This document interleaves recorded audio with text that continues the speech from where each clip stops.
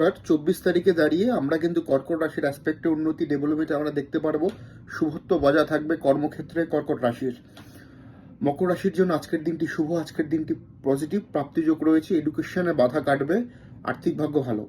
কুম্ভ রাশির ক্ষেত্রে সম্পর্ক ভালো হচ্ছে, প্রতিযোগিতামূলক পরীক্ষা থেকে থাকলে সেটা শুভ, অর্থনৈতিক উন্নতি শ্রীবৃদ্ধির জায়গাটা মসৃণ। আজকের দিনে নেগেটিভিটি প্রভাব আমরা লক্ষ্য করতে পারছি মীন রাশির অ্যাসপেক্টে। চলাফেরায় সাবধানতা অবলম্বন করুন। অর্থনৈতিক কিছু বিপদ আপদ হতে পারে, কাছের লোকদের থেকে প্রতারিত বা বিট্রে আপনি কর্মক্ষেত্রে কিন্তু হতে পারেন মীন রাশির অ্যাসপেক্টে। মীন রাশির জন্য আজকের দিনটি শুভ নয়।